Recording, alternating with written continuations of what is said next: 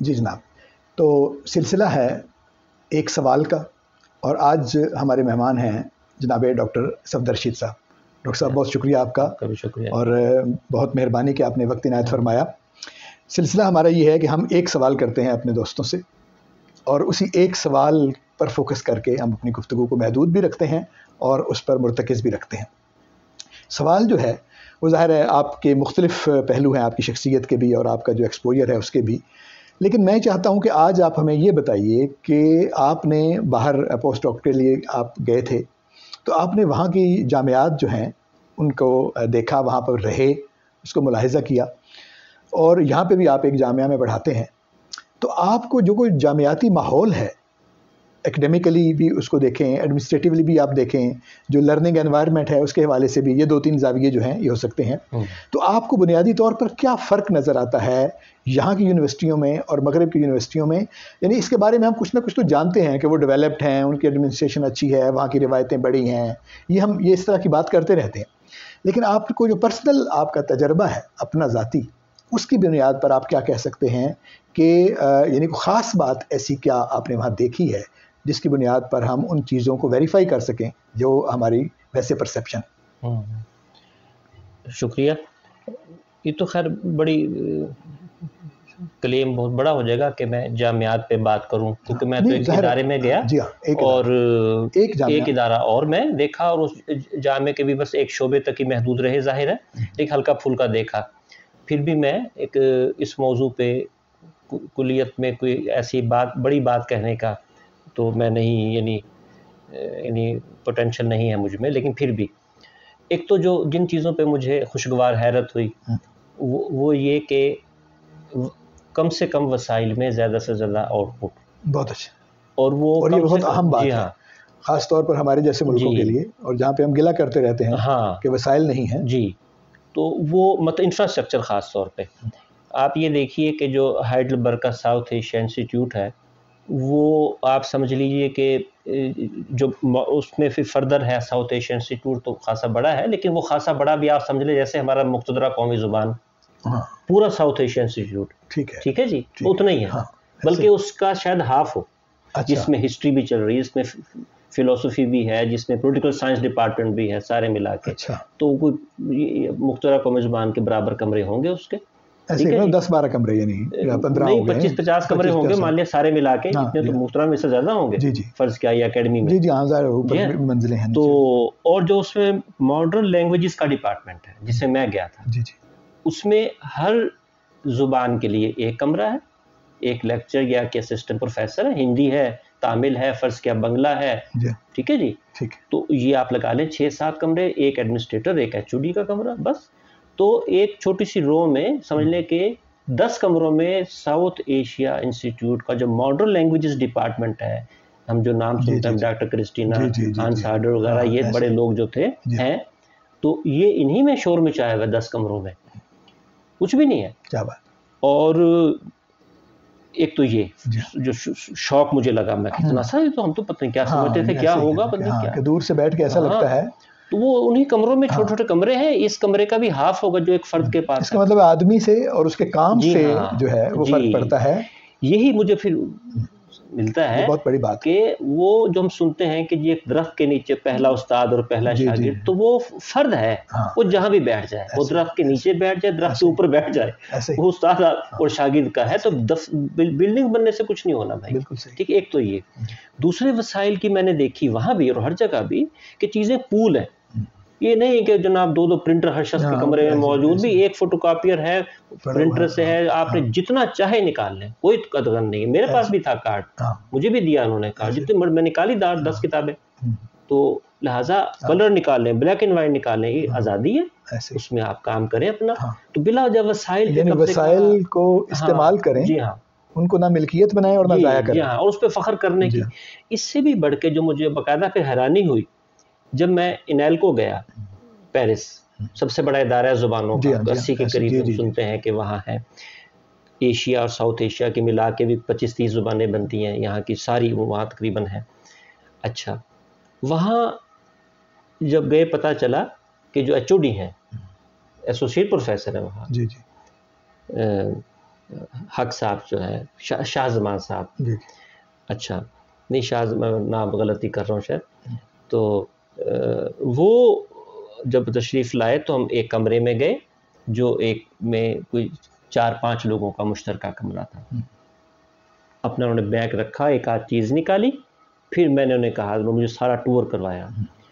अब वो कंप्यूटर्स पड़े हैं, तो कबर्ड है, कुछ चीज़ें रखने की, किताबें रखने की, उसके बाद अपने क्लासरूम भी जो है वो फिक्स नहीं है। हम तो क्लासरूम की मलकियत हो जाती है कि उर्दू का क्लासरूम है, चाहे एक क्लास भी ना हुई हो, और वो जनाब वहाँ अंग्रेजी वाला नहीं आएगा, लिहाजा वो भी क्लासरूम फिक्स है, उसके हिसाब से टाइम टेबल बना हुआ है। फिर उन्होंने मुझे वहाँ विज़िट करवाया कि उन्होंने कहा कि हमें जितनी भी किताबें चाहिए हो, फोटो कापी चाहिए हो, नोट्स चाहिए हो, 1000 चाहिए हो, चाहे तादाद मैटर नहीं करती, हम उन्हें लिख के दे देते हैं, सॉफ्ट दे दी, जो भी दे दी, और नेक्स्ट डे जो है आपका वो पर्टिकुलर जगह पे चीज़ें सारी पूरी क्लास के लिए वो मिल जाएगी। लिहाजा कम से कम वसाइल में वो बहुत ज़्यादा काम कर रहे हैं, इसको हमें अपनाना चाहिए। हमारे यहाँ इंफ्रास्ट्रक्चर बहुत बड़े बड़े बनाते हैं, और उसमें हम इजारादारी और मलकियत का ये हम देखते हैं, ये कि ऐसी बात नहीं, काम किया जाए। एक तो ये फौरी तौर पे जो आया, ये बहुत बड़ी बात है जी।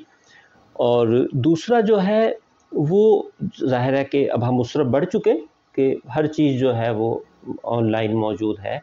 आपने जो भी पेपर वर्क, पेपरलेस की तरफ जो बढ़ने का है, ये मुझे अच्छा लगा।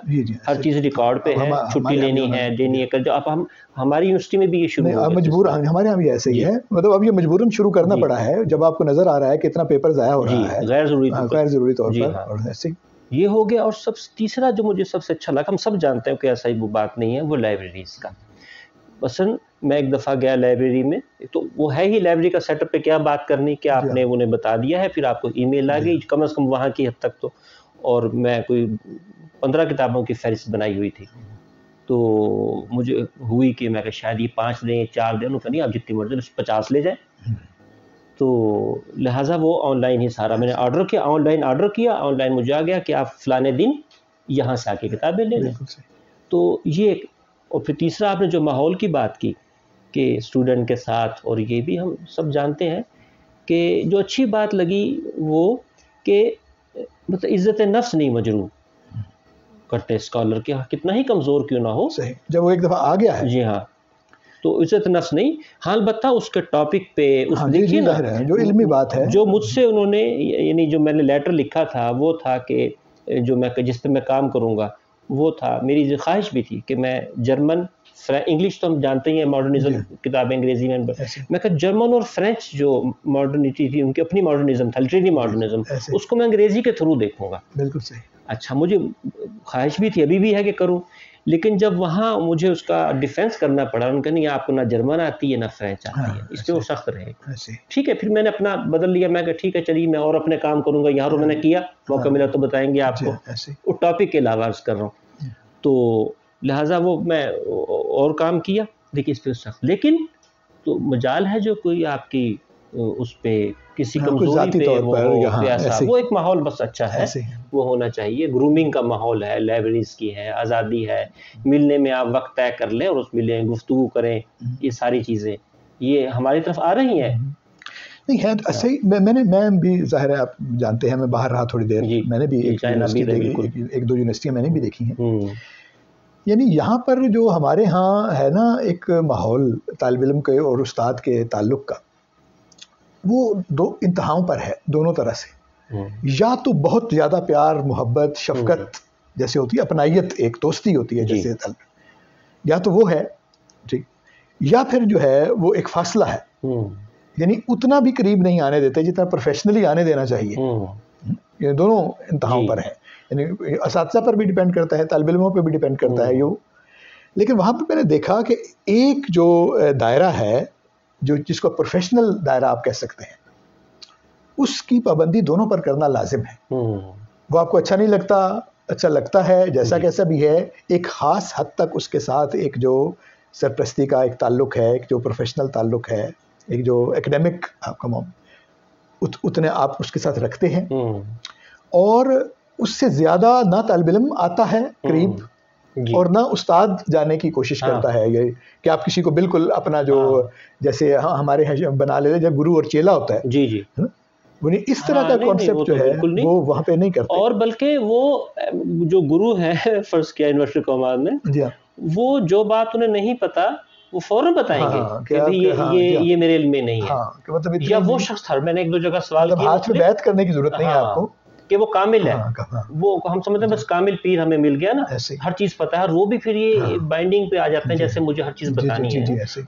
कितनी एक मौजू भी ऐसा नहीं है जिस पे मैं जो है बात कर सकता हूँ, हो ही नहीं सकता।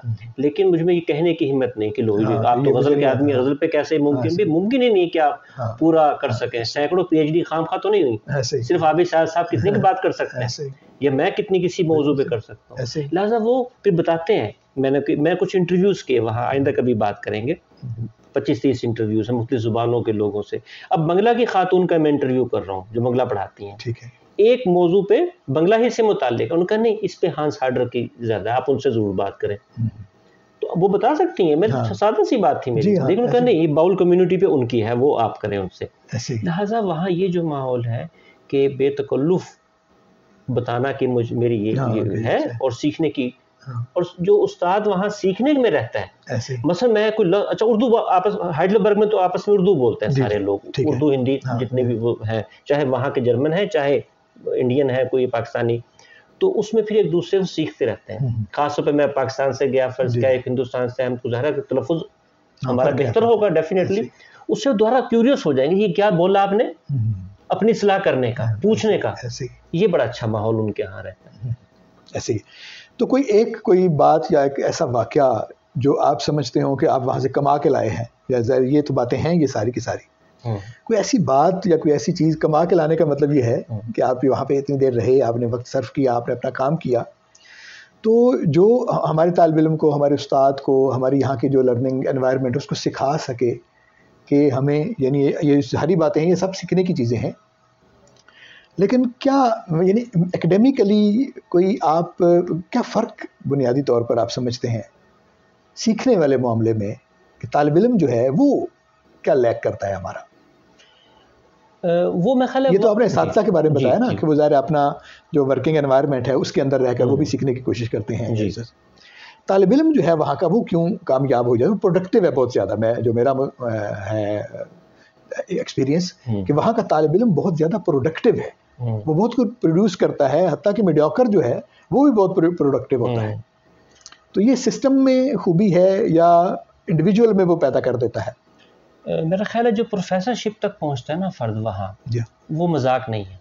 बहुत अच्छा। ख़ास तौर प्रोफेसरशिप तक जो पहुँचते हैं, एसोसिएट भी और प्रोफेसर भी, वो बाज़ लोग तो PhD भी नहीं करते, लेक्चरर हो गए, PhD नहीं करने, जी इतनी मेहनत हमने नहीं करनी, और एसोसिएट और प्रोफेसर बनने के लिए वहाँ कहते हैं कि दोबारा PhD करने के बराबर से ज़्यादा हमें करना पड़ता है, लिहाजा बाज आए। बिल्कुल सही। और ये भी से कहा जाता है जो वहाँ एसोसिएट और ख़ास प्रोफेसर है तो खुदा के बाद सबसे ताकतवर आदमी है। अच्छा। वो अगर कह देता है कि जनाब ये ऐसा कर लिया है, 2 आर्टिकल है, तुम PhD को देते हैं या करते हैं, फॉर्मेलिटीज़ पूरी करने के बाद ज़ाहिर है। तो लेकिन ये नहीं है कि फ़र्द के इख्तियार में है और वो जनाब सफदर साहब को जनाब कह दे चलो जी ने ये अता कर दी जाए।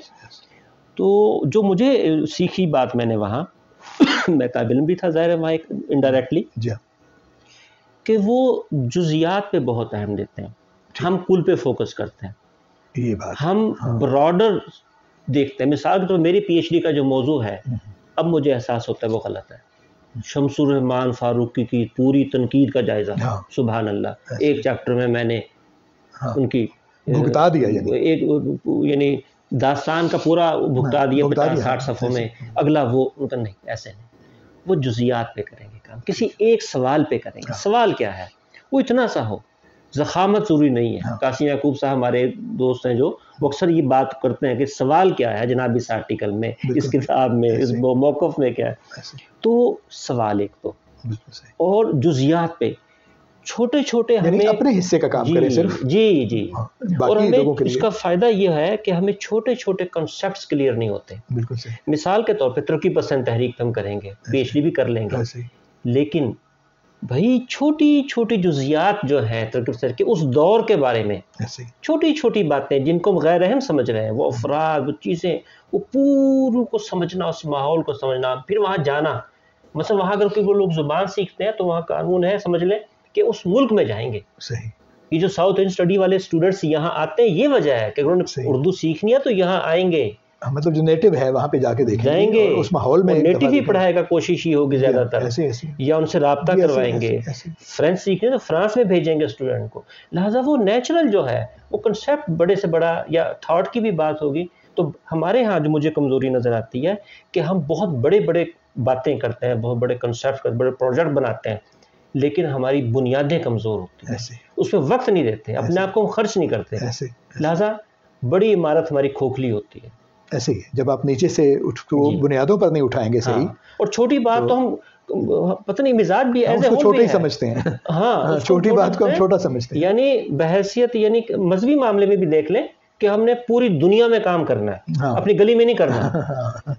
बड़ी बड़ी बातें करेंगे, मुल्क का निजाम खराब है, मेरी गली जो में नाली खराब है उस पर मुझे थोड़ी सी तवज्जो चाहिए, ईंट लगाना है सिर्फ, उससे मैं सरकार पे सारा दिन करता रहूंगा। ये हमारा कौमी मिजाज भी शायद है ऐसे कि हम बड़ी बातें करना, यानी इतने बड़े मंसूबे बनाना जो आपके लिए काबिल अमल ना हो, ताकि आपसे पूछा भी ना जाए। गुफ्तगू करेंगे, तज़िये करेंगे, हमारे टॉक शोज हों, लेकिन छोटी छोटी बात। ये आपने बहुत अच्छी बात की, यानी इतने ऐसे मंसूबे बनाएं, ऐसी बात इतनी सी सोचें जो काबिल अमल हो और जो मेरे हिस्से का काम है वो करें, ताकि वो नतीजा खेज हो और उस पर देखा जा सके कि आपने जो उस पर काम किया है उसका कोई नतीजा निकला है या नहीं निकला, मेजरेबल हो। और इसी से जुड़ी बात ये कि हिंदी सीखने की मेरी ख्वाहिश बहुत पुरानी है, 15-20 साल से, 2-3 दफ़ा शुरू भी की।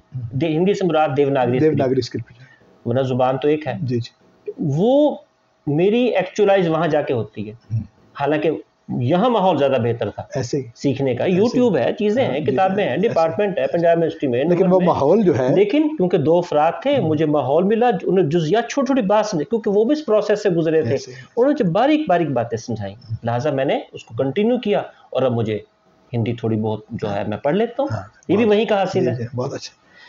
तो जनाब बहुत सैर हासिल गुफ्तगू हमने की, सैर हासिल तो नहीं कहना चाहिए, लेकिन जो अहम बातें जो हैं वो हमने आपसे सीखी। और देखें कैसे एक इस माहौल में रहा हुआ आदमी जब जाता है वहाँ पर तो उस फ़र्क को महसूस करता है। और यही बातें देखें, परसेप्शंस और हैं, ठीक है, हम यानी वही वाली आप वाली बात कि हम बड़ी बड़ी बातें तो कर सकते हैं कि ये फ़र्क है माहौल का, ये माहौल का फ़र्क है, लेकिन जो जुज़ियात आपने बताई हैं तो उससे अंदाज़ा होता है कि वो फ़र्क दूर करने का जो अमल है वो किस जगह से शुरू किया, वो हम कर सकते हैं। हाँ, वो किस जगह से शुरू किया और इतना मुश्किल काम नहीं है। तो बहुत शुक्रगुजार हूँ जनाब मैं आपका, इदारे की तरफ से, अपनी तरफ से, और उम्मीद है हमारे दोस्तों को ये बातें पसंद आई होंगी।